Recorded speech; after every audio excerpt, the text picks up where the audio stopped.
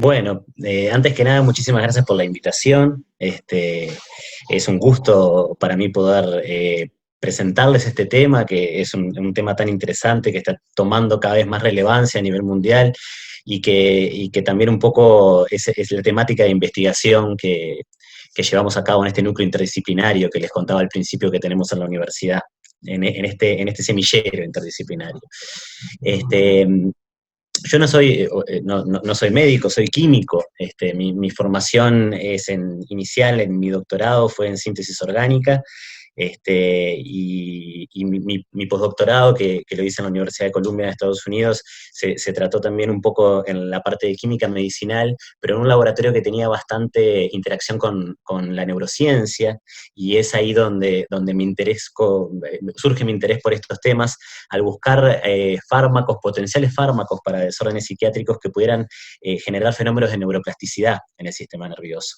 Y ahora van a ver un poco por qué terminamos investigando sobre estas sustancias psicodélicas, ¿sí?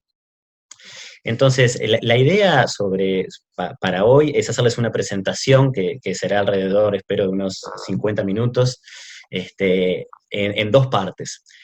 Una introducción, ¿sí? Donde mi idea es, bueno, hacer una definición de estas sustancias, hablar un poquito de lo que fue la historia relacionada a la investigación científica de las mismas, hacer una clasificación de estas sustancias, que es un tema, que hay muchas clasificaciones, pero vamos a tomar una bastante particular, que puede tener un correlato con la parte farmacológica, hablar un poco de la experiencia psicodélica en sí y de su farmacología y mecanismo de acción. Esto en una primer parte como una generalidad. Y luego contarles un poco de las investigaciones clínicas, en foco con la psilocibina, en un psicodélico especial que se está estudiando por su impacto en lo que pueden ser la depresión, y las investigaciones que estamos haciendo en el Uruguay. Es un poco raro hablar sin poder verlos, pero sí, lo que sí les pido es que si se llega a trancar la conexión o algo, me avisen, ¿sí? Este, entonces, cabe definir qué son estas sustancias. Y el término psicodélico es un término que fue concebido por el psiquiatra Humphrey Osmond, y está conformado, tiene esta etimología entre la palabra mente y en la palabra manifestación, por psique y por delos. Y se refiere al conjunto de aquellas sustancias que permiten manifestar la mente o manifestar los fenómenos mentales. Entonces, de por sí esto es un término muy amplio, ¿sí? No es un término que las defina farmacológicamente a las sustancias, sino que las define por su efecto subjetivo. Y podríamos relacionar que son todas aquellas sustancias que pueden generar un estado de alteración o un estado alterado de la conciencia, ¿sí? Es una definición amplia. Pero, por ejemplo, si vamos al Goodman y Hillman, define a las sustancias psicodélicas de esta manera: lo que diferencia a las sustancias psicodélicas de otros fármacos es que permiten inducir y transitar estados de percepción alterada y pensamiento o emociones que no pueden ser experimentadas al no ser en sueños o durante tiempos de exaltación religiosa. Es decir, que estamos hablando de sustancias o fármacos que son capaces de alterar el estado de conciencia, pero alterar el estado de conciencia tal cual ocurre o parecido a como ocurren los sueños o a ciertas experiencias que se derivan de las religiones, ¿sí? O que pueden ser encontradas en la práctica religiosa. El término psicodélico es un término que hoy es aceptado desde el punto de vista científico, pero todo este grupo de sustancias ha cambiado bastante de término a lo largo de su historia. Podemos ver que se refieren a veces como antiógenos, se han referido como psicotomiméticos, psicodislépticos, como alucinógenos, como psicolíticos, delirógenos, onirógenos, y hasta se les ha llamado drogas fantásticas. El término psicodélico es un término que hoy está bastante aceptado por la comunidad científica, más allá de, como lo acabamos de ver, es un término que tiene una definición bastante amplia. Desde el punto de vista de la historia de estas sustancias, podemos encontrar rastros de su uso hace miles de años, ¿sí? Acá en esta transparencia pongo algunos ejemplos de ciertas sustancias que han sido consideradas sagradas por diferentes religiones o diferentes culturas tradicionales, ¿sí? Podemos ver, por ejemplo, el ejemplo de la iboga, que es la corteza de un árbol africano, Tabernante iboga, que es utilizado por la religión Witi. La sustancia tiene un lugar central en la religión, tiene un lugar central en la cultura. Lo mismo podríamos ver para el caso de la ayahuasca en el chamanismo que se puede encontrar en las diferentes vertientes en Sudamérica. También, por ejemplo, para el cactus del peyote, que contiene la mescalina, ¿sí? Por los huicholes en Norteamérica, o los hongos llamados hongos mágicos, que contienen psilocibina, y el impacto que también ha tenido en toda la zona de Centroamérica. Acá está María Sabina, que es la famosa chamana mazateca, que fue quien le dio los hongos a Wasson, quien a través de aquel artículo tan famoso en la revista Life, lo trae a Occidente. El hecho de que estas sustancias que inducen estos estados de conciencia han sido utilizadas durante muchísimos años por diferentes culturas tradicionales o religiones, y es interesante poder ver, como les decía, el lugar importante que toman en estas diferentes religiones y también cómo es el uso que se tiene de las sustancias. En estas diferentes tradiciones tienen algunas características en común, que son sustancias que son utilizadas generalmente en rituales, en un contexto ritual, en un grupo, donde no todas las personas consumen, donde hay una persona que es considerada sabia o que tiene amplia experiencia en el uso de la sustancia, que es quien la maneja, religión o en la propia cultura, de quiénes son las personas que pueden tomar y quiénes son las personas que no pueden tomar. Hay un respeto generado alrededor de la sustancia que muchísimas veces tiene fines medicinales, ¿sí? O fines curativos dentro de la propia cosmovisión de estas diferentes culturas. Pero no voy a entrar mucho en esto, porque primero que no es mi especialidad y aparte se podría ahondar muchísimo en esto. Desde el punto de vista occidental, o desde el punto de vista de lo que podría ser nuestra cultura, podríamos decir de que el hecho clave de la introducción de estas sustancias psicodélicas es el descubrimiento del LSD en 1943 por el químico suizo Albert Hoffman, quien investigando la preparación de algunos compuestos a partir del cornezuelo del centeno, sintetiza el LSD y tiene de una forma por serendipia un viaje y experimenta en sí mismo el estado alterado de conciencia que la sustancia genera. Eso fue alrededor de 1943, y a partir de la producción por el laboratorio Sandoz de LSD, se empieza a distribuir a psiquiatras con un fin de investigación para poder ver qué era lo que esta sustancia tan potente desde el punto de vista psicoactivo generaba en la conciencia. El descubrimiento del LSD hacia 1943 podemos ver de que desde el punto de vista estructural es anterior al conocimiento de la serotonina, cuya estructura se determina en 1952. Podemos ver la similitud estructural entre las dos.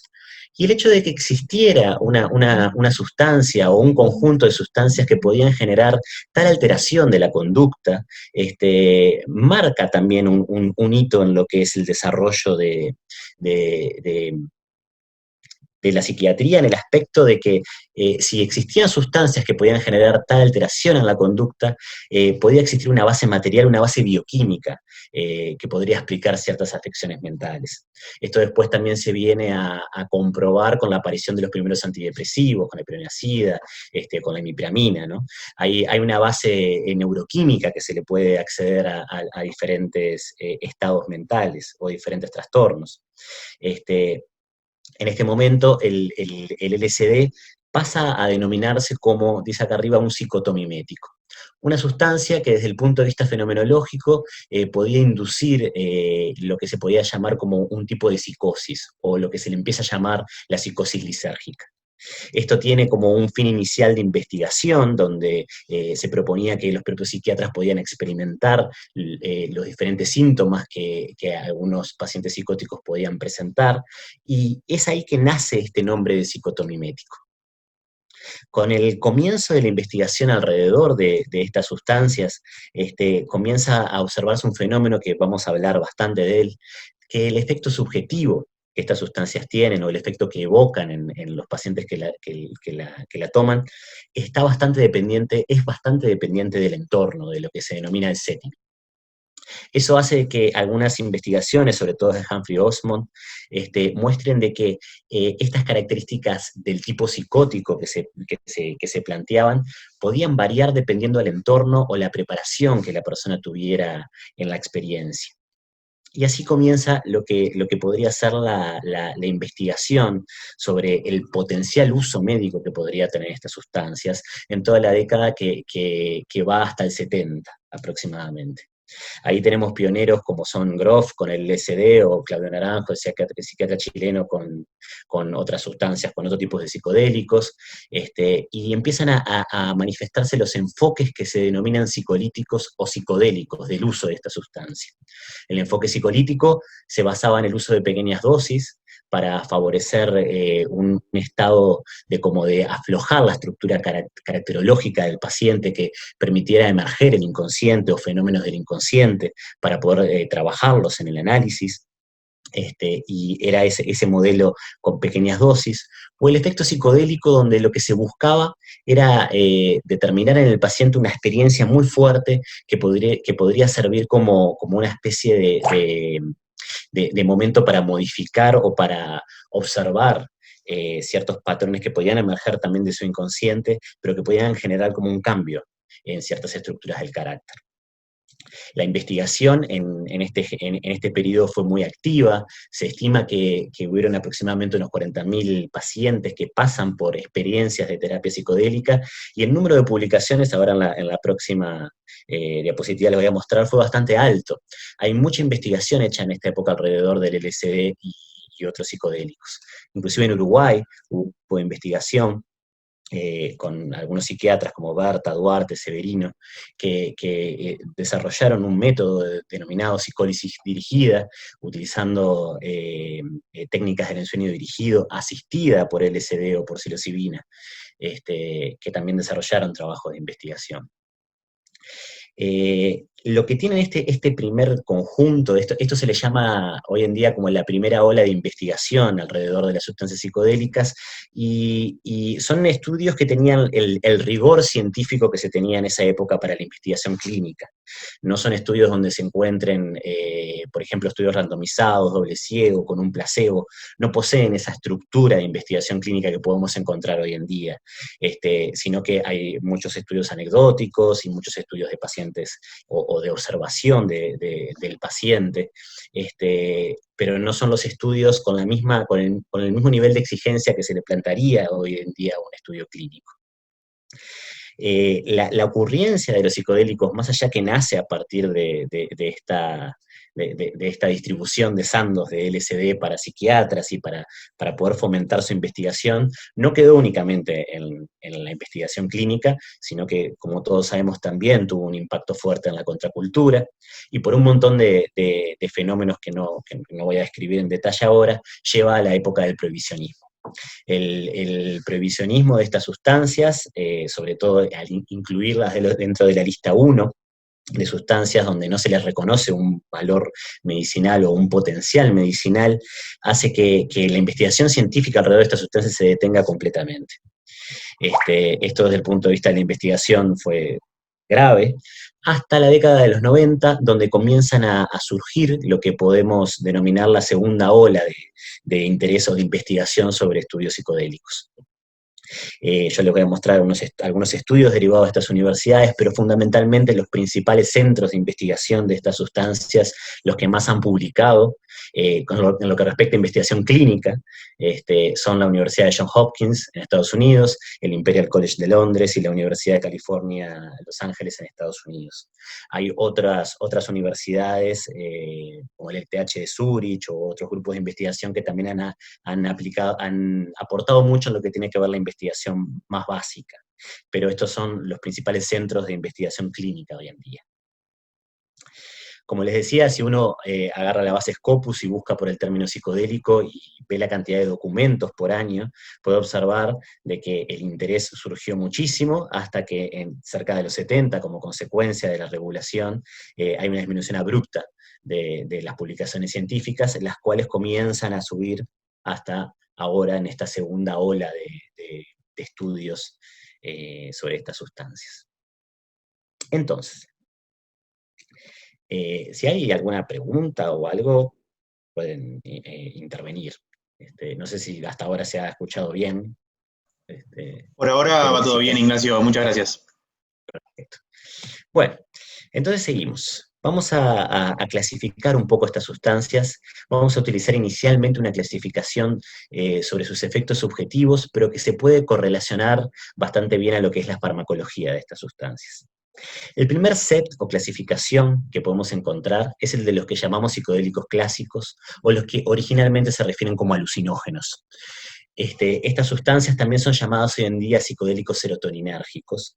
Y aquí encontramos al LSD, la psilocibina, que como les decía es el componente activo de los hongos alucinógenos, la dimetiltriptamina, que es una triptamina que se encuentra, por ejemplo, en la ayahuasca, la 5-metoxi-DMT, que es una triptamina alucinógena muy potente que se encuentra en la secreción de un sapo, que se llama Bufus salivarius, o también está en algunas especies vegetales como el árbol del yopo. La mescalina, que es un alucinógeno de los cactus, como les mostré al inicio, y DOI y 12B, que son ciertos tipos de anfetaminas sintéticas que también son caracterizadas como alucinógenos. Y farmacológicamente podemos encontrar en este conjunto de sustancias el hecho de que su mecanismo de acción se comparte en que todos ellos son agonistas de un subtipo específico de receptor de serotonina que es el 5-HT2A, ¿sí? Los alucinógenos son por excelencia los que inducen cambios en la percepción, tanto visual como auditiva, ¿sí? Pueden emerger fenómenos de despersonalización y diferentes modificaciones de las estructuras de pensamiento o emerger diferentes emociones durante la experiencia, ¿sí? Un segundo grupo de sustancias son aquellos psicodélicos que actúan más específicamente en la esfera emocional. Este es el caso de algunas anfetaminas que se denominan hepactógenas o empatógenas, y son sustancias que actúan fundamentalmente sobre la esfera emocional, no alterando tanto las vías de percepción, por ejemplo, auditivas o visuales, ¿sí? Aquí encontramos, por ejemplo, el MDMA, que es la dilendioximetanfetamina, que es uno de los componentes de lo que comercialmente se distribuye en el mercado ilícito como éxtasis, o la MDA, que fue la primer anfetamina empatógena que se describió. El tipo de efecto subjetivo evocado por estas sustancias es un estado de contacto compasivo, donde se favorece el contacto y la comunicación intersubjetiva. Y farmacológicamente, estas sustancias actúan porque alteran los niveles de monoaminas, actúan sobre los transportadores, tanto de serotonina, SERT, de dopamina, DAT, de noradrenalina, NET, o también sobre los transportadores vesiculares de monoaminas, ¿sí? Entonces, el primer grupo, el de los alucinógenos, son agonistas de un receptor específico de serotonina, el 5-HT2A. El segundo grupo actúa bloqueando o promoviendo la liberación de neurotransmisores a través de su interacción con transportadores. Y el tercer grupo es un grupo que se clasifica por una experiencia subjetiva, en la cual la vivencia de la persona es un estado similar al tener sueños despiertos. Las visiones que se poseen tienen alta similitud a lo que vendrían a ser los sueños, como un estado de alucinación hipnagógica, donde la persona está despierta, pero tiene ciertas imágenes que son muy vívidas, parecidos a los sueños. Y este es el caso de la ibogaína, por ejemplo, que es el alucinógeno, el psicodélico, perdón, que les conté que estaba en la raíz de este árbol originario de África, o la ayahuasca, que como vamos a ver es una decocción de dos plantas que tiene dimetiltriptamina y betacarbolinas. El mecanismo farmacológico de estas sustancias inductoras de sueños es más complejo. Por más de que hay cierto agonismo del receptor 5-HT2A, también hay un aumento de la transmisión serotoninérgica por inhibición de SERT, del AMAO. También ibogaína, por ejemplo, presenta una farmacología muy compleja y también hay un antagonismo en MDA similar al mecanismo de acción de la ketamina, por ejemplo. Entonces, En esta presentación, cuando yo me refiero a sustancias psicodélicas, me estoy refiriendo a estos tres grupos de sustancias, aquellos que actúan sobre las vías de percepción, como los alucinógenos, aquellos que actúan en la esfera emocional, como los empatógenos o entactógenos, y estos productores de sueños, que son una categoría un poco más rara, ¿sí? Entonces, desde el punto de vista de las generalidades de estas sustancias psicodélicas, para los psicodélicos clásicos, que es el primer grupo, está bastante entendido de que las dosis tóxicas están bastante alejadas de las dosis psicoactivas. O sea, se sabe que no son sustancias peligrosas fisiológicamente en individuos sanos. Los riesgos que evocan el consumo de estas sustancias están en la esfera psicológica o como vamos a ver, en personas proclives a un trastorno psicótico que puedan exacerbar sus síntomas, pero no son sustancias peligrosas desde el punto de vista de su toxicidad fisiológica. Hay algunas excepciones para esto, sobre todo lo que se denomina las nuevas sustancias psicoactivas, que son algunas anfetaminas que hoy en día se venden en el mercado ilícito como si fueran LSD, como sustituto de LSD, que se denominan los N-BOME. Eso tiene un perfil de toxicidad mucho más apreciable. Pero en lo que se refiere a los psicodélicos clásicos, son sustancias en las cuales las dosis tóxicas están alejadas de las dosis psicoactivas, ¿sí? Son sustancias bastante seguras desde ese punto de vista. Desde el punto de vista, otra cosa que vale la pena aclarar, no son sustancias que los psicodélicos clásicos, ¿no? que actúen sobre el sistema de recompensa, sobre el sistema dopaminérgico, sobre el sistema mesocortico límbico, no producen efectos reforzadores en modelos animales, por lo que no son consideradas un riesgo desde el punto de vista de su capacidad de dependencia física, ¿sí? Esto no quiere decir que no haya algún caso reportado donde exista algún fenómeno de dependencia con respecto a las sustancias psicodélicas, pero es claro de que no presentan este perfil de actuar sobre el sistema de recompensa y no generan los fenómenos de dependencia que generan otras sustancias. Como les decía, el consumo de psicodélicos está contraindicado en personas con un historial de psicosis. Estas sustancias favorecen la desintegración de la estructura psicológica, por lo que no se recomiendan personas con historial de psicosis o trastornos psiquiátricos relacionados.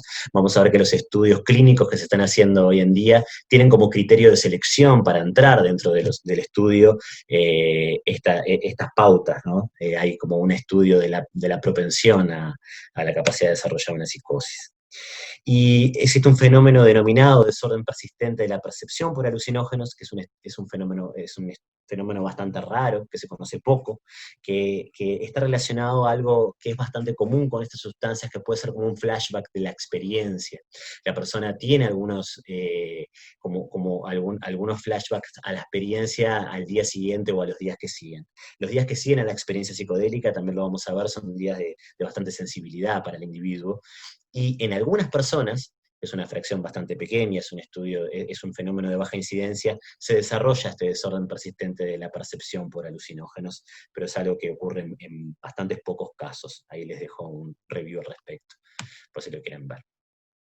Hay otras sustancias que son sustancias psicoactivas, que hay veces que se clasifican como sustancias psicodélicas, pero que no comparten lo que yo les acabo de mencionar, ¿sí? Son sustancias que tienen un perfil de toxicidad, algunas un poco más complicado, o no son lo que se denominan clásicamente psicodélicos, más allá que son sustancias psicoactivas que en algunos casos se meten dentro de esa clasificación porque generan un estado alterado de conciencia. ¿Sí? Acá tenemos el caso de lo que se llaman los disociativos, como la ketamina, ¿sí? Que farmacológicamente son antagonistas de NMDA. La ketamina ha presentado bastante interés últimamente por sus efectos antidepresivos inmediatos que presenta, tanto que se ha desarrollado una medicación en base a un desarrollo de la ketamina, la esketamina, que es uno de los enantiómeros. Después tenemos el grupo de los delirantes, que farmacológicamente son antagonistas muscarínicos, ¿sí? Ahí tenemos a todos los alcaloides del tropano. Y por último tenemos a otras sustancias que también son psicoactivas y generan algún fenómeno de alteración del estado de conciencia, como la salvinorina, que son agonistas capopioides, o como el mucimol, que es el ingrediente psicoactivo de la manita muscaria, que es un agonista GABA, ¿sí? Pero como pueden ver, estas sustancias son diferentes, no actúan principalmente sobre el sistema serotoninérgico como actúan los psicodélicos de las primeras tres clases que acabo de nombrar. Entonces, estas categorías no las vamos a considerar considerar como psicodélicos en esta exposición, ¿sí? No actúan directamente sobre la transmisión serotoninérgica y tienen otro perfil de toxicidad. Bien, así que cuando nos refiramos a los psicodélicos nos vamos a estar refiriendo a estas tres categorías que mostré al inicio, cuya acción fundamentalmente es el sistema serotoninérgico. Bien, entonces, vamos a hablar un poco de lo característico de estas sustancias. Estas sustancias farmacológicamente son muy interesantes porque por más de que tienen un mecanismo farmacológico, muchas de ellas conocidas, evocan una experiencia subjetiva del individuo que es completamente impredecible. ¿Sí? Entonces son sustancias que por más que tienen un mecanismo bioquímico de acción determinado, la experiencia que evocan depende del contenido mental de la persona y del entorno. Como dice ahí, a pesar de que la personalidad del individuo juega un rol fundamental en la experiencia psicodélica, un mismo individuo puede tener experiencias muy disímiles en diferentes ocasiones con la misma sustancia. ¿Sí? Y es fundamental en el tipo de experiencia que se tienen estos dos conceptos de set y setting. Set hace referencia al estado mental con que llega la persona a la experiencia, a sus pensamientos, expectativas, estado emocional, de su estado físico, pero también a su personalidad, a su tipo caracterológico, a su historia, a su infancia. Es el contenido mental, por decirlo de alguna manera, de la persona. Y el setting hace referencia al entorno donde se va a llevar a cabo la experiencia y lo que esta experiencia provoca en el usuario. Y esto es fundamental. Se representa un poco con este triángulo donde se muestra de que para entender la experiencia psicodélica hay que entender no solamente la sustancia farmacológicamente, entender el contenido mental de la persona y entender el entorno. Esto parece ser bastante entendido por los usos tradicionales, por los usos culturales que mostré al inicio. En los usos culturales, el uso ritual de estas sustancias comprende estos dos conceptos de set y setting. Y al menos en lo que son las descripciones iniciales sobre psicoterapeutas que utilizan estas sustancias, es conocida que pueden generar o evocar dentro de una misma experiencia diferentes polos. Algunas experiencias que son quizás las más buscadas, como las experiencias psíquicas, experiencias místicas, experiencias de éxtasis, pero también pueden evocar cierto infierno psicológico. Y ciertas características de exacerbación de la psicopatología. Esto no quiere decir de que la persona tome el psicodélico y tenga el cielo en una vez y el infierno en otra, sino que es como un continuum la experiencia que puede evocar entre estos dos polos. Dependiendo de los diferentes autores, se le puede encontrar una riqueza terapéutica a cualquiera de las dos experiencias, tanto en la exacerbación de la psicopatología, que después en la integración de la experiencia la persona puede tomarlo como una oportunidad de autodescubrimiento de su personalidad, como las experiencias pico o experiencias místicas, que vamos a ver en los estudios actuales que son buscadas como consecuencia de que tienen un alto valor terapéutico para la persona. ¿Qué son estas experiencias pico o experiencias místicas? Son cierto tipo de experiencias que ocurren, no siempre, ocurren en algunas experiencias psicodélicas, caracterizada por un estado de vigilia exaltada, la persona está totalmente en vigilia, muy despierta, que es como un abandono contemplativo. La persona es como que se invita a la entrega y aparece en cierta forma una pérdida de la dualidad sujeto-objeto de la atención de la persona. Hay como una especie de disolución entre la vivencia de la persona, el objeto que se experimenta y lo experimentado. Y está bastante estudiada esta experiencia desde el punto de vista de sus diferentes aristas. Se denomina experiencia mística porque es la experiencia que fue descrita inicialmente por los místicos, en ciertas maneras comparte algunas de esas características. Y las personas se refieren a que esta experiencia evoca cierto estado de unidad o estado oceánico. Hay como una aparente disolución de las fronteras entre el interior y el exterior, el sujeto y el objeto, como les comentaba. Y hay una vivencia de interconexión entre todas las personas y las cosas. En los relatos de las personas está la vivencia de entender de que todo es uno, ¿sí? Hay como una trascendencia del tiempo y del espacio, una vivencia intensificada del presente, genera un ánimo positivo en la persona, este tipo de experiencia. Hay un gran sentido de sacralidad, hay como un estado de reverencia, un concepto de lo sagrado, Y está esta característica, que es una característica bastante específica de la experiencia, que se le llama la cualidad noética, que la experiencia parece tener un gran sentido de veracidad. Es como que la experiencia se percibe como que esta es la verdad, es algo de una experiencia de veracidad mayor que la conciencia clásica del día a día, ¿sí?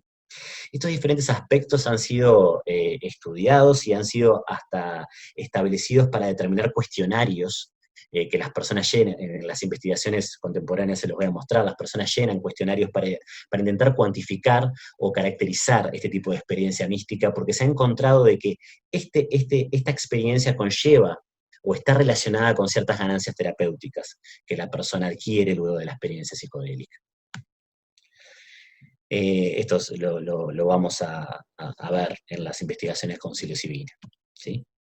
Entonces, en la estructura de los ensayos clínicos que vamos a ver, algunos, son ensayos clínicos que tienen una estructura en su estudio, ¿sí?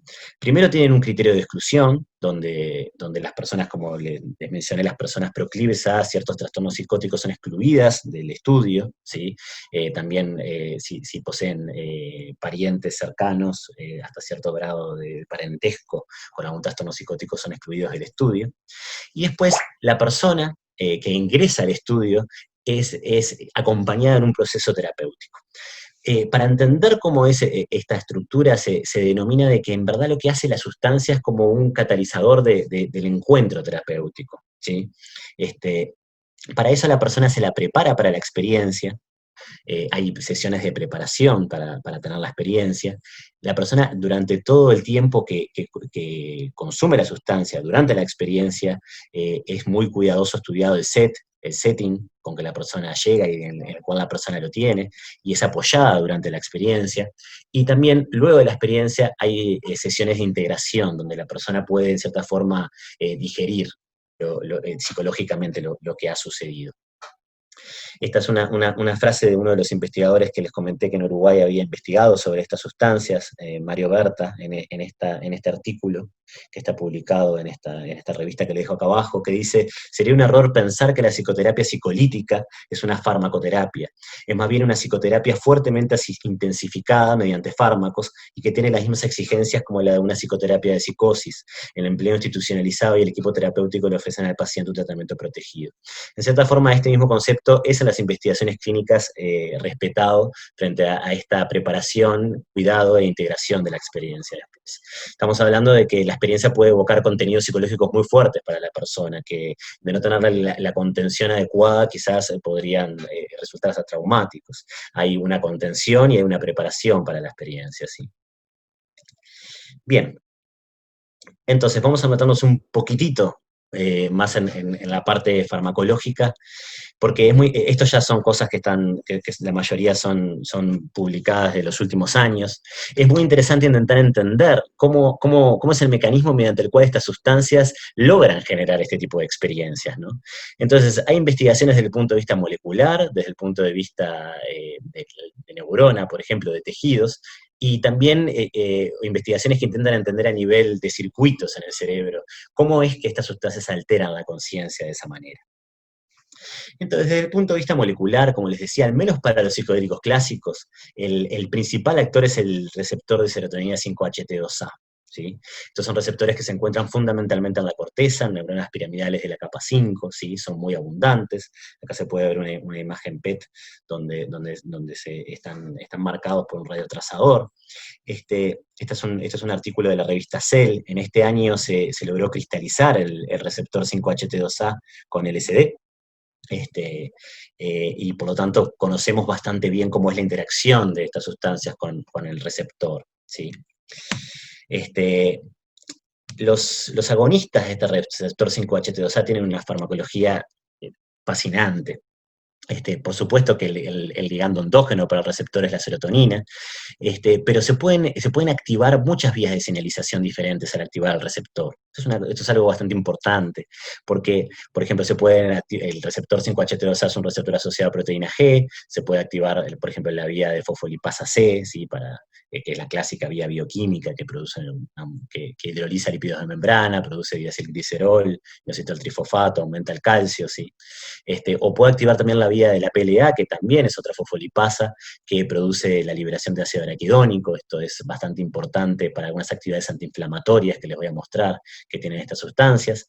Y también hay otra vía que se denomina la vía de las beta-arrestinas, que puede ser activada por este receptor cuando se une a su ligando. El tema es que lo interesante y lo que se ha visto en los últimos años es que el concepto clásico que teníamos de agonista y receptor, aquello de la llave y la cerradura, es algo que se ha visto que no se cumple per se, que es bastante más complicada la cuestión, y hay un fenómeno que se llama selectividad funcional del receptor. ¿Qué quiere decir eso? Quiere decir que las vías de señalización que se activan cuando se une un ligando dependen del ligando. ¿Qué quiere decir eso? Que la serotonina puede activar el receptor 5-HT2A, pero eso quizás activa únicamente una de las vías que les mostré. El LSD quizás activa las tres. La mescalina quizás activa solamente una, ¿sí? Entonces, hay una complejidad mayor cuando empezamos a estudiar las vías de señalización intracelular en el momento de activar el receptor 5-HT2A.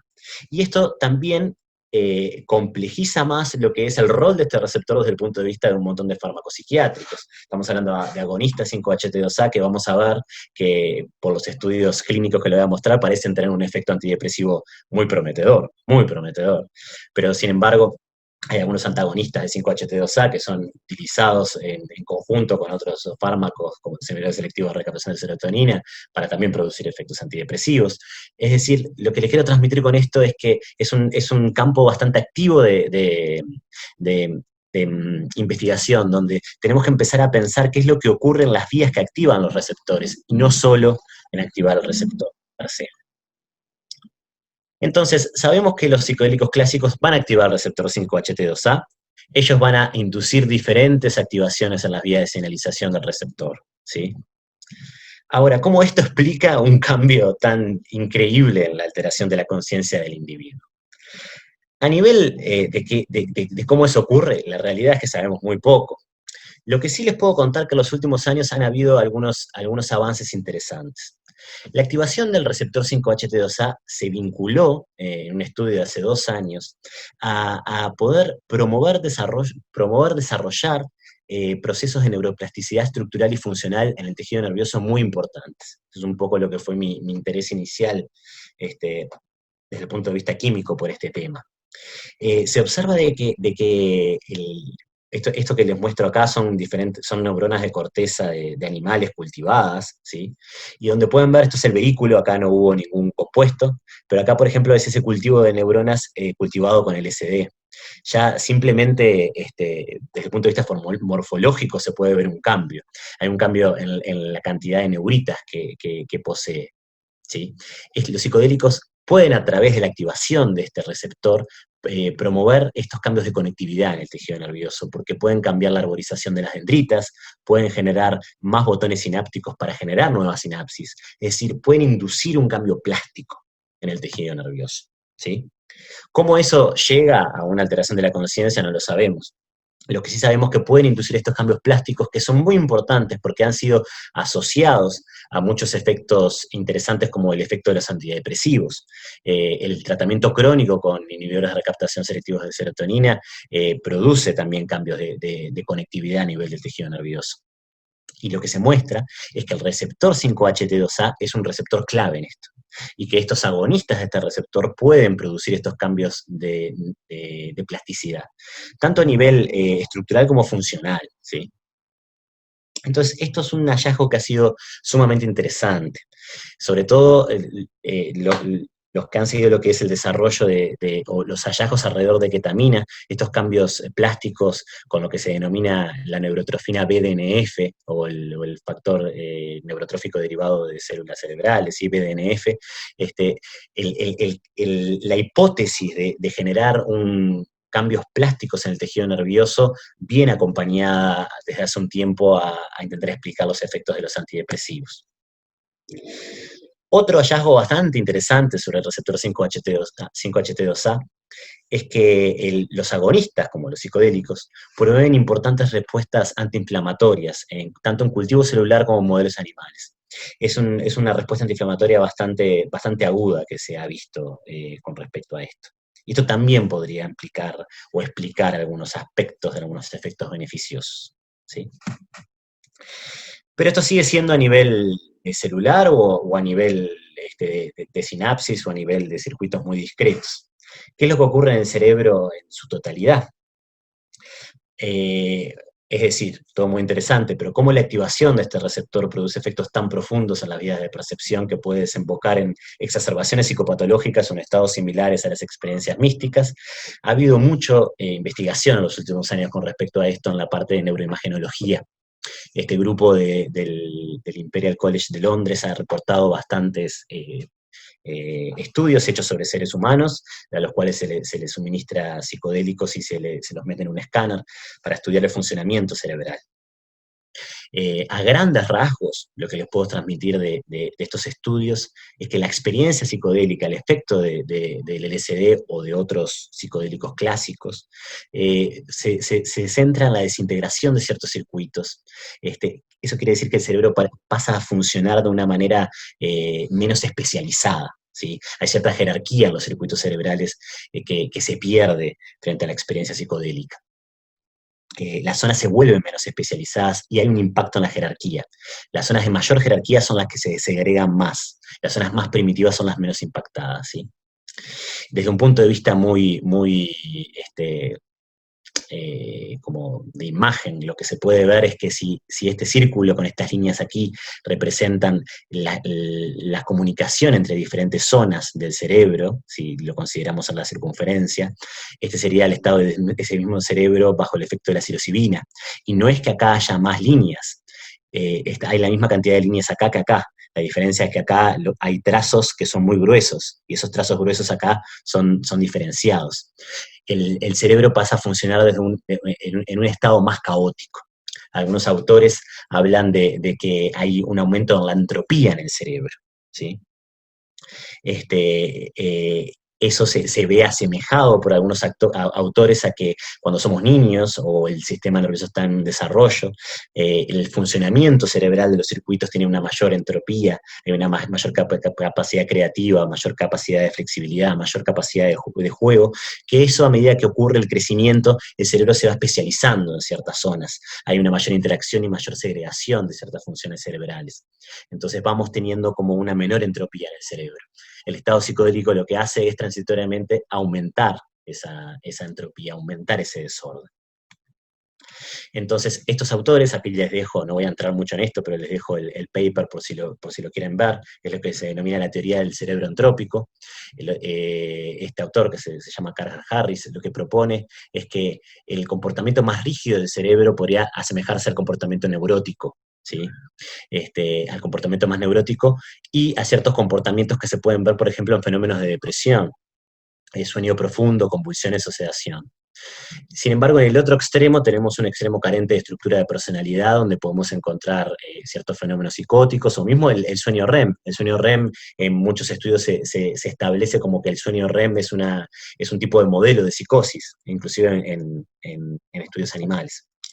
Lo que establece esta teoría es que el estado psicodélico puede generar esa entropía y en cierta forma lleva al funcionamiento cerebral a un estado más crítico donde lo vuelve más flexible. Puede organizarse, pero también puede desorganizarse un poco más. Es como que si desde un punto de vista simplificado, si el comportamiento neurótico está muy llevado hasta ese extremo, en cierta forma como lo que lo puede llevar a un estado donde puede tener cierta más flexibilidad, ¿sí? Por eso es que justamente no son sustancias indicadas para personas que ya poseen un trastorno psicótico porque favorecen la desorganización. Y un hallazgo muy interesante es esta red por default, que se denomina Default Mode Network, es una red que se ve activa en la resonancia magnética funcional cuando uno está haciendo nada, pero está pensando, ¿sí? Es decir, cuando tenemos la voz en off, en cierta manera, prendida adentro, nuestra voz de pensamiento interno, aquella voz con la que nos identificamos como un yo, ¿sí? Esta red se ve que en personas que presentan trastornos de depresión, por ejemplo, está exacerbada y se ha asimilado eso al hecho de que al tipo de pensamiento rumiante que se presenta en ciertos fenómenos de depresión, ¿sí? Como una actividad exacerbada de esta red. En la experiencia psicodélica, sobre todo cuando se llega a ese estado que se puede referenciar por la vivencia del paciente a la experiencia mística, ocurre lo que se llama, la persona lo vivencia como una disolución de su ego. Me estoy disolviendo, se me está disolviendo el yo, me estoy fundiendo con el todo, y eso es correlacionado en el scan, en los escáneres, con la disminución de esta red por default. Es como que esta red por default se apaga transitoriamente, y eso se correlaciona a la experiencia del individuo, a esa experiencia de disolver el ego y a la experiencia mística. ¿Sí? Bien. Entonces, eso es con respecto a esta primera parte. ¿Qué son los psicodélicos? ¿Cuál es su clasificación farmacológica? ¿Cuáles son sus riesgos? Y algo de farmacología y estudios actuales sobre cómo hacen lo que hacen en el cerebro. En esta segunda parte, que va a ser más breve, porque ya vamos bastante largo, les voy a mostrar un poco de las investigaciones clínicas enfocadas sobre todo a la parte de la psilocibina y algo de las investigaciones en Uruguay. Desde el punto de vista de las sustancias psicodélicas, hay tres sustancias que están teniendo mucha investigación a nivel mundial. La más avanzada en lo que tiene que ver con estudios clínicos es el MDMA, es el componente activo de lo que se denomina el éxtasis, y ha sido estudiada desde hace ya muchos años para poder asistir en psicoterapia, para poder utilizarla en psicoterapia para el tratamiento por estrés postraumático. En líneas generales, el estado empático o el estado compasivo que genera el efecto del MDMA parece ser muy beneficioso para el tratamiento de traumas, donde muchas veces la vivencia traumática de la persona le impide hasta acceder a ciertos recuerdos o le impide poder vivenciar ciertos recuerdos. El estado amoroso evocado por la sustancia está visto de que permite como una actividad regresiva donde esos recuerdos pueden ser vistos y pueden ser experimentados con cierta distancia. No les voy a mostrar, acá pueden ver yo no me acuerdo si este es un review, pero pueden acceder a ciertos papers sobre las investigaciones sobre estas sustancias, y son investigaciones que hoy en día están en fase 3 y avaladas por la FDA en Estados Unidos. Eh, no, la idea es que si todo funciona bien, el MDMA se va a permitir para su uso en psicoterapia, para el tratamiento por estrés postraumático. No es que se vaya a legalizar el MDMA, se va a permitir su uso en la relación terapéutica. Luego tenemos a la psilocibina, el componente activo de los hongos mágicos, como comenté, que están siendo estudiados por su efecto antidepresivo. Les voy a mostrar que la psilocibina en los estudios clínicos que se han desarrollado muestra un efecto antidepresivo casi inmediato a la persona, y es un efecto que logra mantenerse a lo largo del tiempo. Una o dos dosis de la sustancia logra mantener un efecto que en algunos casos ha sido visto hasta 6 meses. ¿Sí? La causa de eso no se conoce a ciencia cierta, pero se relaciona a esto que les acabo de decir de la capacidad de generar efectos plásticos en el cerebro, porque el efecto antidepresivo trasciende a la eliminación farmacocinética de la sustancia. De cierta manera es como que hay un cambio que queda solidificado en la mente del individuo o que es de largo aliento, en cierta manera. Les voy a mostrar el nivel de evidencia que esto tiene, y hoy en día están en investigaciones de fase 2, también sponsorizadas por la FDA. ¿Sí? Y el último es un psicodélico más raro, que les voy a comentar algo al final, que es un psicodélico que ha sido muy estudiado desde el punto de vista preclínico por sus actividades antiadictivas o capacidad de interrumpir ciertos fenómenos de dependencia a drogas de abuso, que se denomina la ibogaína. La ibogaína no ha entrado a estudios clínicos.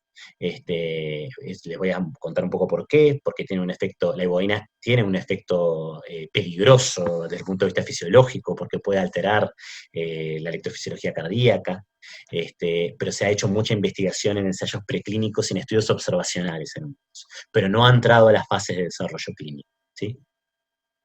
Entonces, como les conté, el tipo de estructura en investigaciones clínicas, tanto para MDMA como para psilocibina, es el que les conté. Se prepara a la persona para la experiencia con diferentes técnicas. No voy a entrar por un tema de tiempo en cada una de ellas. Y hay un apoyo durante la experiencia.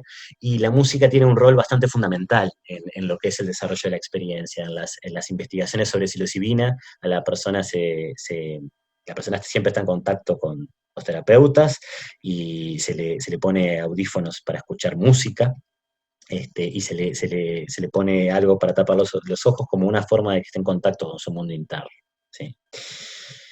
Entonces, desde el punto de vista de la psilocibina, como les decía, es el componente activo de los hongos mágicos, o hongos alucinógenos, son los hongos que crecen en el estiércol generalmente, aunque no todos, hay algunos que crecen no necesariamente en el estiércol.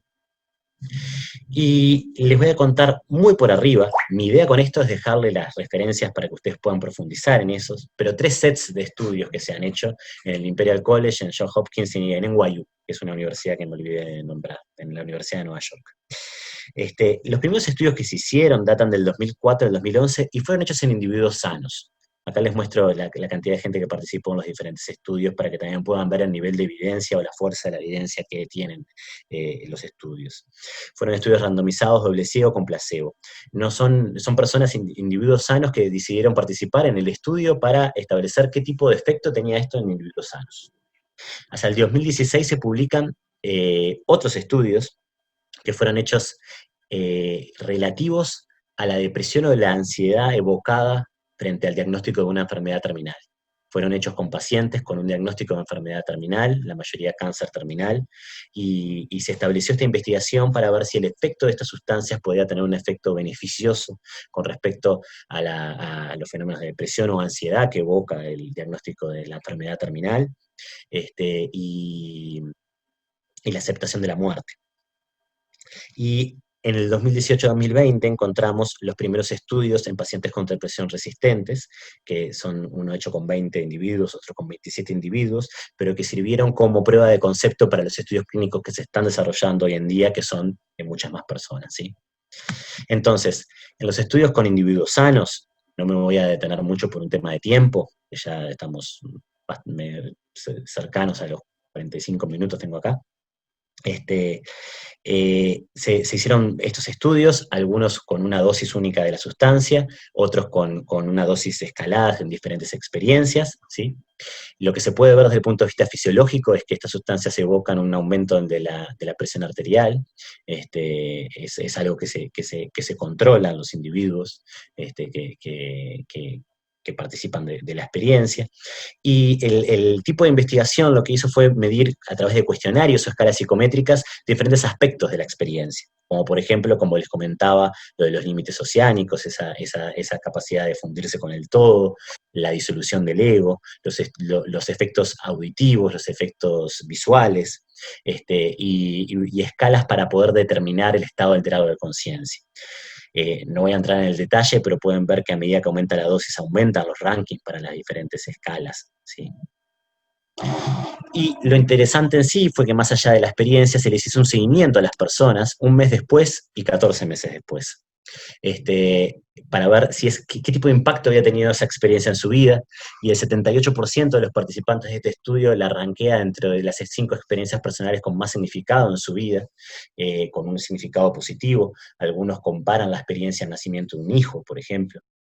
El 94% de los participantes radican que la experiencia le generó un aumento en el sentido de bienestar o la satisfacción en su vida, y el 89% adjudica un cambio positivo en su conducta. 14 meses después se vuelve a hacer el seguimiento a través de los cuestionarios, de entrevistas en profundidad, y se observa de que ese efecto beneficioso que la experiencia había traído se mantiene, ¿sí? Acá pueden ver el porcentaje de participantes que dicen tener un aumentado sentimiento de bienestar como consecuencia de la experiencia. Y hay cierta correlación que demuestra de que ese sentido de bienestar, hay cierta relación con el contenido de la experiencia o con el contenido de la experiencia mística. Aquellas personas que más ranquean dentro de la experiencia mística son las que más tienen este efecto a largo plazo de bienestar.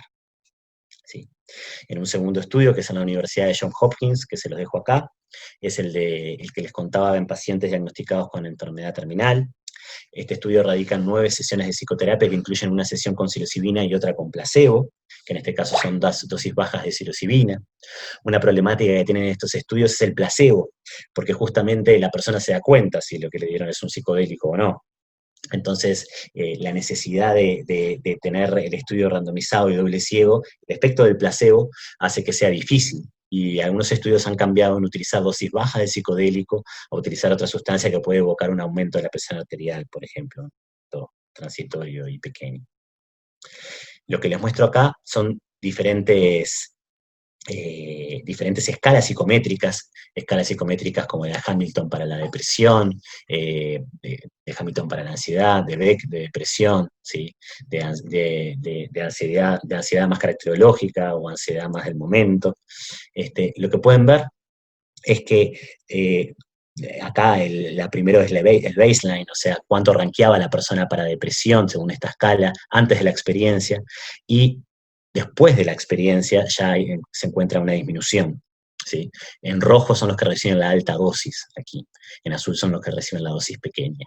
O sea que hay un efecto dependiente de la dosis también. Pero lo que quiero que vean es que existe esa disminución en los scores de depresión y de ansiedad, y que eso se mantiene hasta los 6 meses. ¿Sí? Aproximadamente un 80% de los participantes randomizados al grupo terapéutico con psilocibina muestran mejoras en su ánimo, ansiedad y calidad de vida. Estos efectos son inmediatos y se mantienen a los 6 meses. Los efectos colaterales encontrados fueron suaves y pasajeros. También ocurre de que hay una relación entre estos efectos beneficiosos de disminución de la ansiedad y disminución de la depresión relacionados al tipo de experiencia mística o si la persona logra esta experiencia mística. Esto vamos a volver un poco después. Este es otro estudio más hecho en la Universidad de Nueva York. Acá les dejo todo para que lo puedan bajar y ver. ¿Sí? Estos son pacientes diagnosticados también con cáncer cervical, también son 9 sesiones de psicoterapia que incluyen una sesión con psilocibina y otra con placebo, acá se usa niacina. Y también se puede ver resultados muy similares, ¿sí? Aquí no se evalúa hasta los 6 meses, se evalúa hasta 7 semanas después, pero se puede ver de que el grupo con psilocibina, que es el violeta, rankea en la escala de depresión. Después de la administración de la droga hay una disminución de los scores para depresión que se mantienen a lo largo de esas 7 semanas. Es muy difícil ver el impacto que tiene para las personas esta experiencia mirando simplemente las escalas psicométricas o los resultados de la forma que se les estoy presentando. Hay un documental que fue hecho en base a estas investigaciones con psilocibina para pacientes diagnosticados con enfermedades terminales, que se llama, ahí les dejo el título, creo que se puede conseguir, y que en cierta forma hay entrevistas a los participantes que pueden en cierta forma mostrar el impacto que la experiencia tiene sobre su calidad de vida. Y por último, lo que les quería mostrar eran los estudios sobre depresión, que comienzan en el 2016, 2018 y en el 2020. Son estudios donde se hicieron con pacientes que tenían un diagnóstico de depresión mayor unipolar, que habían sido resistentes al tratamiento farmacológico clásico, al menos con 2 tipos de medicación o de farmacoterapia para la depresión, y que no les haya resultado. Este es un estudio inicial con 20 personas, este es el de abajo de 20 personas, este inicial es de 12, pero este abajo es de 20. Y se trata de solamente 2 dosis de psilocibina, una de 10 y una de 25 miligramos, en 2 sesiones separadas una semana. Y se puede ver una reducción inmediata y significativa de los síntomas de depresión, la cual es mantenida en la mayoría de los casos hasta 6 meses después. La ansiedad y la anedonia también fueron reducidas, los efectos colaterales fueron leves y pasajeros. ¿Sí? Aquí está también una escala psicométrica para la depresión, que se puede ver una disminución en la primera semana, que se mantiene hasta los 6 meses. Por supuesto que esto es en la estadística del grupo, ¿no? Hay algunas personas que fue menos, otras personas que fue más, eso es en la estadística del grupo. Por más de que acá únicamente es un estudio hecho con 20 personas, los investigadores establecen que es una prueba de principio de que estas sustancias pueden ser aplicadas en pacientes diagnosticados con una depresión, y que pueden ser utilizadas de forma segura dentro del contexto de la investigación clínica. Este es un estudio de este año, donde hay 27 participantes, y los resultados son más o menos muy similares a lo que les acabo de mostrar. No están evaluados tanto en el tiempo, acá están evaluados hasta la semana 8, después del tratamiento con psilocibina. Pero en esencia estamos hablando de estudios hechos donde hay únicamente una o dos sesiones de administración de la sustancia dentro del estudio en cuadre clínico que les comenté, y se observan efectos prácticamente inmediatos y sostenidos en el tiempo únicamente con estas pocas dosis. Estos estudios generaron que la FDA en los Estados Unidos se viera interesada que son estudios muy prometedores, más allá de que fueron hechos con poco N de personas, y sponsorizara la FDA como Breakthrough Therapy Designation a la psicoterapia asistida por psilocibina, y hay algunas empresas como esta que se llama Compassion Compass que está financiando estudios clínicos en Europa. Hay un montón de estudios clínicos hoy en día que se están haciendo con psilocibina para depresión. El más grande tiene fecha como que terminó este año, no sé qué habrá pasado con respecto a la pandemia, pero involucra a 200 personas. Hay otros estudios que son más chicos. Y también están activas otras investigaciones referidas al uso de psilocibina para la dependencia, el tratamiento de dependencia a cocaína y alcohol. Los estudios sobre dependencia a alcohol en la primera ola de investigaciones sobre sustancias psicodélicas que le comenté había bastantes resultados prometedores ahí. Y otras investigaciones clínicas que se están desarrollando. Bien, esto lo voy a pasar. En sí, creo que algo interesante que evocan estas sustancias es que, como les decía, no solamente tenemos que ver la sustancia en sí, la sustancia, como les comenté, evoca un estado de neuroplasticidad aumentada. Hay algunas teorías de cómo ocurre esto. El receptor de 5-HT2A está involucrado. Todas las sustancias psicodélicas aumentan bien la neurotransmisión glutamatérgica a nivel de la corteza. Esto genera aumento de BDNF, aumento de plasticidad. Es como que la sustancia genera un fenómeno de neuroplasticidad en el cerebro y un cambio de funcionalidad en lo que tiene que ver la conectividad, en lo que les comentaba de la red por default. Esto en un entorno que posea estrategias psicoterapéuticas adecuadas para preparar, transitar e integrar la experiencia de las personas, permite transitar y aceptar las emociones que surgen en el ambiente de apoyo.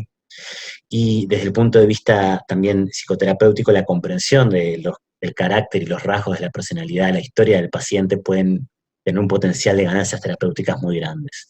Pero son sustancias que deben ser vistas con varias expertise de diferentes disciplinas. Eso es lo que quiero transmitir en esto.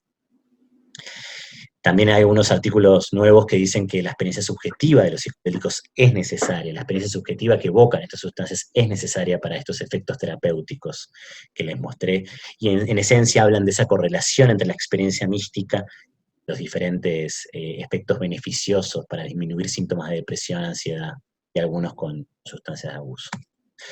En fin, voy a redondear por acá, les voy a dejar la página web. Les quería mostrar algunas cosas en general de lo que estamos haciendo en este grupo de la Universidad de la República. Lo pueden ver en la página web, yo les dejo ahora en la última la dirección. Tenemos proyectos de investigación, la mayoría, como les comentaba, a nivel farmacológico, químico, preclínico. Hay un proyecto de ayahuasca que es un proyecto observacional de personas que consumen esta bebida.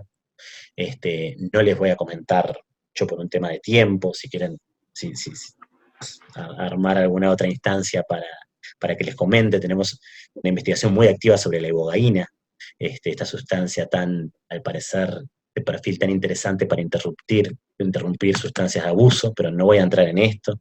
Hemos generado algunas publicaciones en colaboración con investigadores como Cecilia Scorza, Clemente Estable, Patricia Casina de Facultad de Medicina, que nos han permitido entender un poco el mecanismo de acción de esta sustancia. También va relacionado a la parte de cambios plásticos, ¿sí?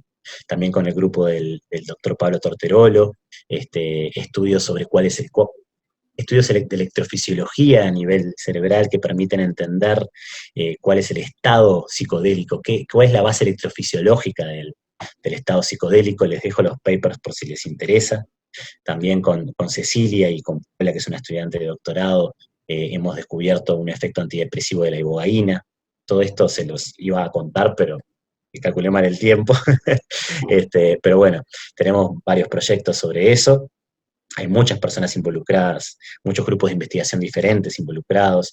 Está Mariana Pasos también del Clemente Estable en el laboratorio de Giselle Prunel, doctor Eduardo Sabio en el CUIM. Hay una línea de investigación muy grande. Y está este proyecto de ayahuasca que les comentaba, que es toda otra parte del núcleo, que es la parte un poco que llevan a cabo el doctor Juan Scuro, que es antropólogo, y el doctor Ismael Apud, que es antropólogo y psicólogo, que ellos traen toda una parte que no es lo que les comenté ahora, porque estas sustancias, desde el punto de vista, como les muestro, desde el punto de vista de la medicina, están a nivel de investigación, pero son sustancias que son utilizadas en la sociedad, que son utilizadas por grupos religiosos, por grupos de terapias alternativas, y Juan Ismael hace tiempo que viene estudiando estas sustancias, los contextos en los cuales se consumen, y hay un proyecto de ayahuasca que fue financiado por la Junta Nacional de Drogas para estudiar un poco el impacto que tiene sobre estos consumidores de estas sustancias y relacionarlo con el análisis químico. Somos un montón en el grupo, les dejo ahí la página web por si quieren chusmear qué estamos haciendo, y como les comentaba, nada, totalmente abiertos a todas las personas que estén interesadas en estudiar esta técnica. Y muchísimas gracias por la invitación, y perdón si lo hice muy largo.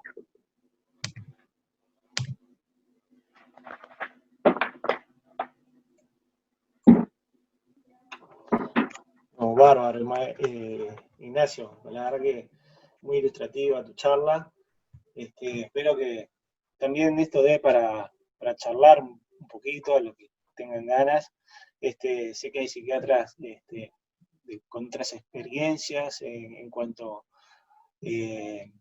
al uso de estas sustancias, capaz al principio de su formación, por la época en donde se formaron. No sé si capaz que pueden transmitir algo, o lo que le contaron sus docentes, porque en Uruguay en esa primera ola hubo algunas experiencias. Pero más allá de esto, creo que es bien interesante, porque primero, algo que a mí me dejó rumiando, por decirlo así, es que te permite pensar la farmacología desde otro lugar, ¿no? La farmacodinamia ya no es la misma farmacodinamia que capaz que uno puede pensar en las relaciones del concepto de la afinidad tradicional, ¿no? Eso por un lado. La importancia del set y del setting, que en particular creo que para el campo de la psiquiatría es bien importante. Y la ventana, eventualmente, de oportunidades para nuevas terapéuticas o desarrollo de nuevas dianas moleculares. Eso sí, también me parece interesante para trastornos frecuentes, como la ansiedad y la depresión, ¿no? Me parece como bien interesante. Y destacar este grupo que se ha generado desde la Universidad de la República y algunos centros de investigación que están trabajando seriamente en esta línea. Eso desde nuestro lugar, ¿no? Desde el Uruguay, eso me parece también relevante. También uno de los objetivos de esta charla era alfabetizarnos entre todos y compartir con clínicos, porque a veces capaz que la mirada clínica de la psiquiatría en particular puede ser interesante, y capaz que hay colegas que están interesados en pensar desde este lugar. Sí, cualquier comentario, duda, pregunta, lo que sea, por favor. Claro. Qué bienvenido.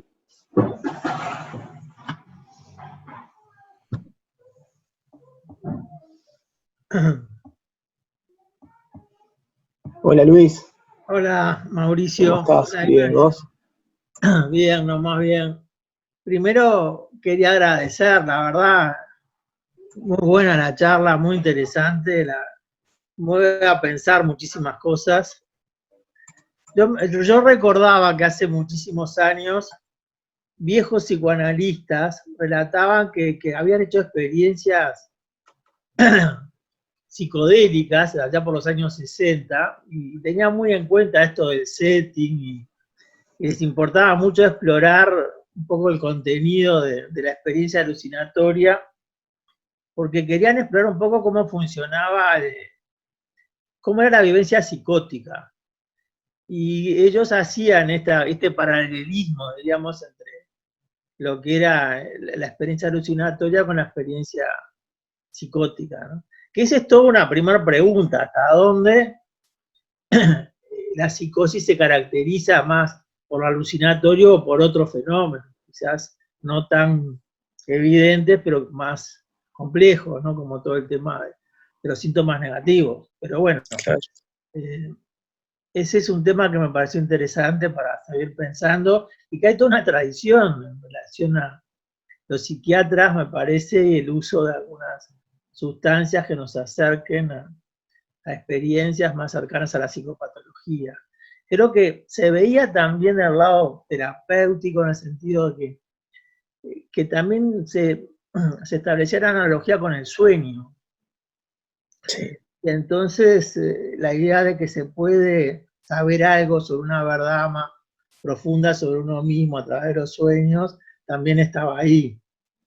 Creo que no llevaron a situaciones muy exitosas de terapéutico, pero hubo todo un interés en eso hace muchísimos años.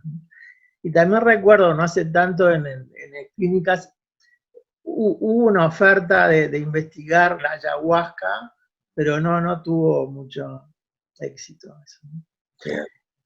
Me pareció muy interesante. Y lo otro que me pareció interesante es todo el tema de lo místico, porque ¿por qué algunos tienen experiencias místicas y otros tienen experiencias espantosas, ¿no? Sí. Y yo pensé, si no tendrá que ver la cultura previa, ¿no? Cómo se significan algunas cosas, pero lo dejo como pregunta. Es súper interesante lo que traes, porque es esa primera etapa de psicotomimético, ese interés por poder vivenciar la psicosis. Por lo que yo no soy psiquiatra, no sé diagnóstico, no sé nada de eso. Lo poco que leí al respecto es que la psicosis lisérgica, como se la llamaba, tenía características que eran diferenciadas de un trastorno psicótico. Y después sobre el contenido de la experiencia es muy interesante lo que traes, porque es en cierta forma que la sustancia revela el contenido mental de la persona, ¿no? Pero en los autores iniciales, como puede ser Naranjo, Groff, hay como una visión de que más allá que la experiencia sea espantosa, por decirlo de alguna manera, hay una ganancia en lo que es que la persona observe o tenga un registro de lo que es la exacerbación de su psicopatología, ¿no? O de vivenciar esa experiencia. Hay como un concepto que no sé cómo es visto dentro de los cánones psicológicos de hoy en día, pero que al menos se describe en esa época, de que, por ejemplo, las vivencias reprimidas o las vivencias de dolor reprimidos, hay una transparencia en la cual no me detuve por tiempo, pero habla de que lo que ocurre en la experiencia psicodélica es que la persona va a la experiencia, va a vivir quizás un recuerdo reprimido o un recuerdo doloroso, y no tiene opción de no vivirlo. Y que hay como un encuentro con la experiencia, y que es esa vivencia de la experiencia lo que termina teniendo también un resultado terapéutico. Los pacientes describen como un fenómeno de aceptación de lo que ocurre, y como que eso genera un efecto terapéutico. Inclusive hay ahí en una transparencia, yo después les mando si quieren la presentación, hay algunos relatos de personas que dicen: me encontré con un dolor inmenso por un duelo, por ejemplo, que nunca había logrado procesar, un dolor enorme, sentí que moría del dolor, y lloré, y fue una experiencia tan liberadora, y es escrito con ojos de una experiencia sanadora, ¿no? Por más de que fue horrible. Interesante. Bueno. Muy bueno. Bueno, supongo que habrá alguna otra pregunta. Muchas gracias. No, yo quería felicitar a Ignacio porque recuerdo las experiencias, por un lado, de que cuando estábamos haciendo el posgrado y hasta esa última publicación de Mario Berta, que ellos combinaban la el uso de sustancias psicodélicas con una técnica que a su vez era el reveillé que había traído de Francia Mario Berta, y que significaba una manera de dirigir, lo que se parecía mucho a lo que los chamanes hacen cuando conducen a sus discípulos en el viaje, ¿verdad? El reveillé, de alguna manera, técnica psicoterapéutica que unos 5 o 6 psiquiatras de aquella época, de los años 80, 90, habían hecho acá en Uruguay. Y a la vez me estaba acordando de que las experiencias y los vínculos que tenía con la Universidad de McGill, que tenía un centro importante en Montreal, ¿no? Que tenía un centro importante de psiquiatría antropológica, y que es maravilloso ver cómo se ha progresado en neurociencias, porque lo máximo que podían hacer en aquel momento, cuando estudiaban los estados alterados de conciencia, era electroencefalogramas. El máximo que lograban. Todo lo demás era observación etnográfica de las distintas manifestaciones, y me alegro muchísimo que haya ahora 2 antropólogos trabajando en el espacio interdisciplinario, porque seguramente que van a enriquecer muchísimo toda la mirada de estas experiencias, porque los estados alterados de conciencia, con o sin farmacología, ¿verdad?, son algo muy, muy interesante realmente, y con con el apoyo del CUDIM seguramente que va a ser un antes y un después. Yo recuerdo los trabajos de aquella época, que eran lo máximo que se podía lograr en un electroencefalograma, ¿verdad? Muy, muy interesante realmente. Te agradezco mucho además, porque realmente fue muy claro y muy seductor la presentación, muy seductora. Muchísimas gracias, muchísimas gracias.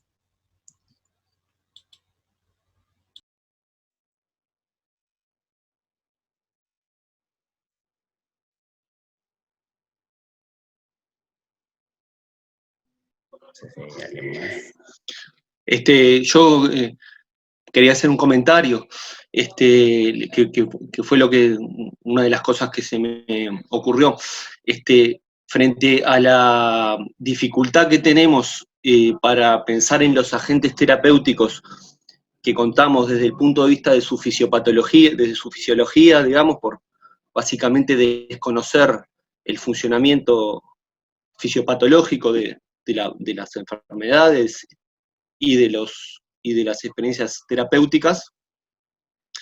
Una alternativa es pensar en modelos conceptuales, abstractos, y por ejemplo el modelo conceptual de los trastornos como estructuras desorganizadas, y en tal sentido los agentes terapéuticos como reorganizadores de las estructuras, que es, por ejemplo, la manera en la que uno piensa los agentes farmacológicos tradicionales como organizadores de las estructuras.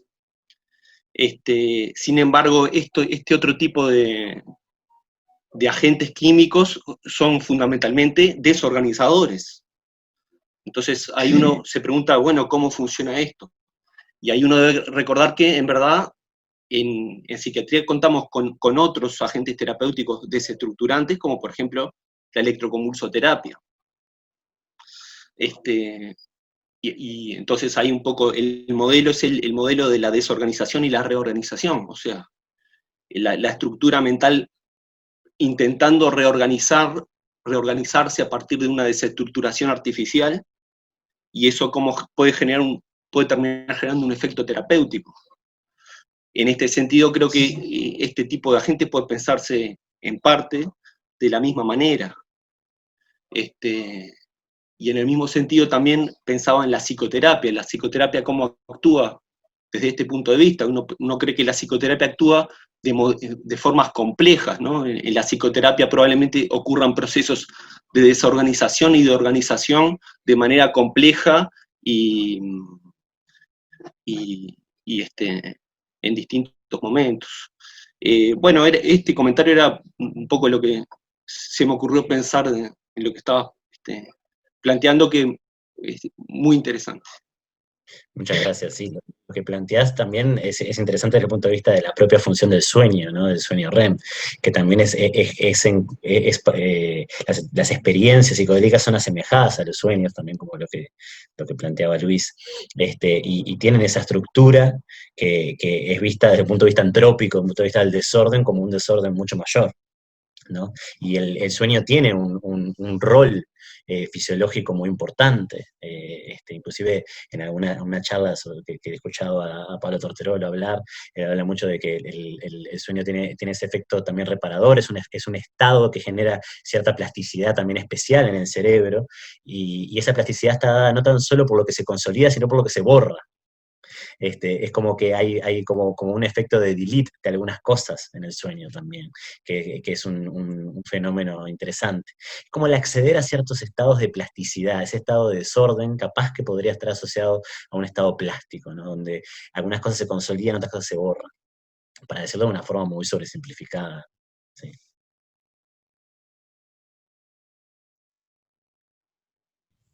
Buenas noches.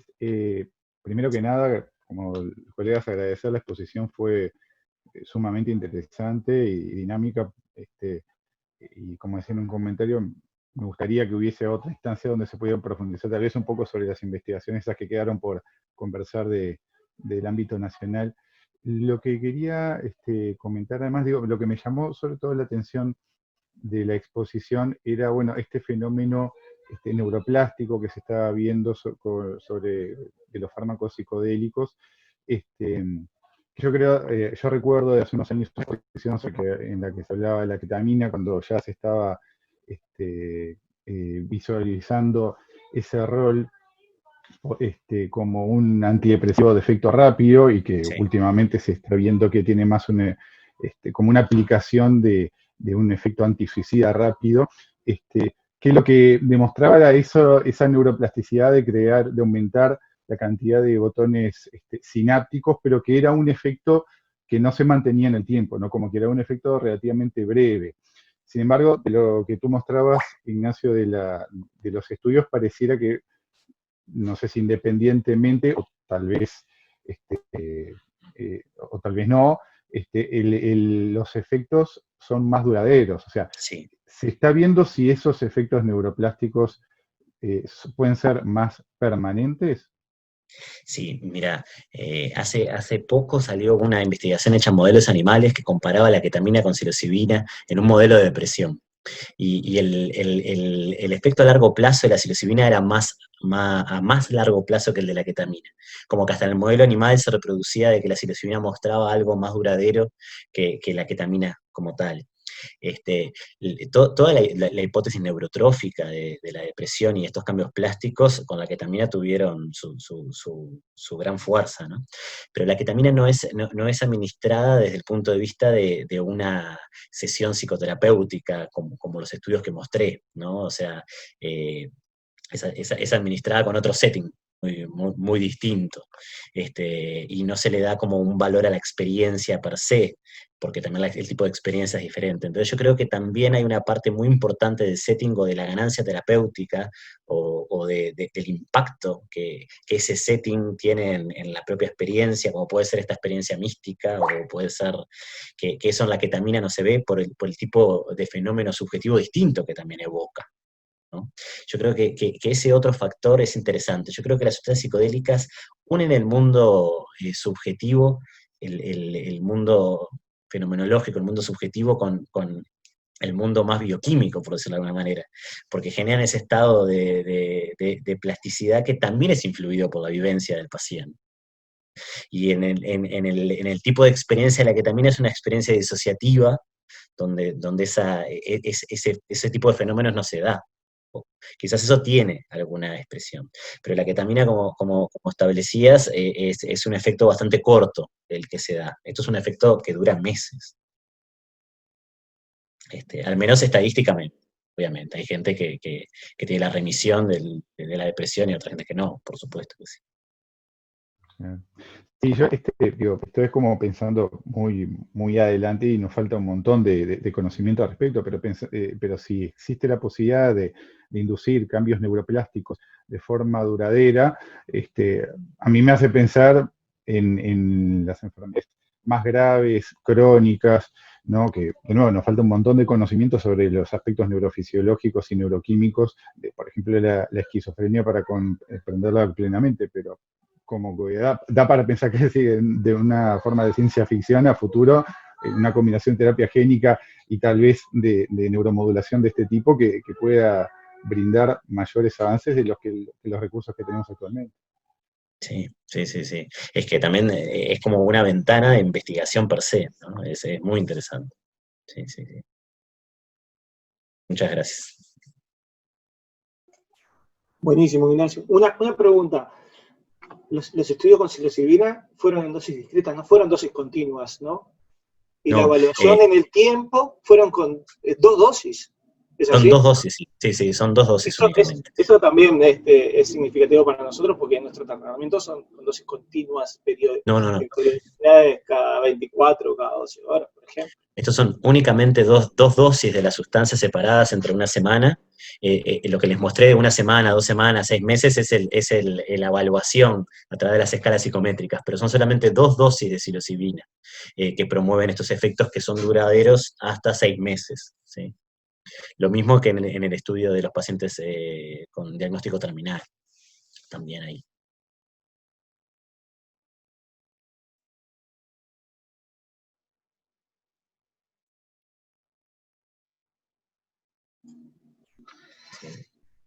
Muchas preguntas, ¿eh?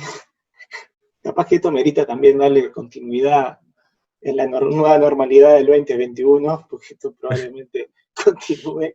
Esta es una buena herramienta también para comunicarnos. La verdad que ha facilitado el intercambio, las distancias se han acortado.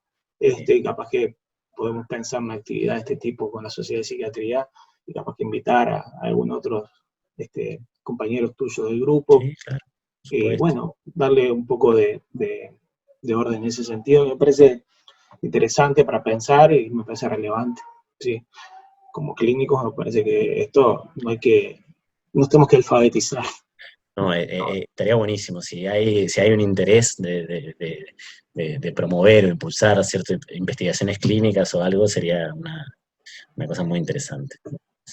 Es como les comentábamos un poco al principio de que la psiquiatría es una disciplina que no está en el grupo, sería interesantísimo. Sí, sería bien interesante estimular a colegas más jóvenes o residentes que les pueda eventualmente interesar este campo, que es un campo que viene con mucha fuerza, y me parece interesante con un grupo de gente bueno, con posibilidades de trabajar de lo preclínico a lo clínico. Eso me parece muy relevante. No es fácil encontrar grupos así. Bueno, de nuestro lado, quedamos abiertos para cualquier otra instancia o consultas por mail o algo así. Así que muchísimas gracias. Perfecto. No, gracias a ti. Y bueno, que empieces un buen año. Igualmente. Esperemos que todos esos procesos se puedan. Bueno, muchísimas gracias a todos. Hasta luego. Chau. Gracias, Nacho, muy bueno.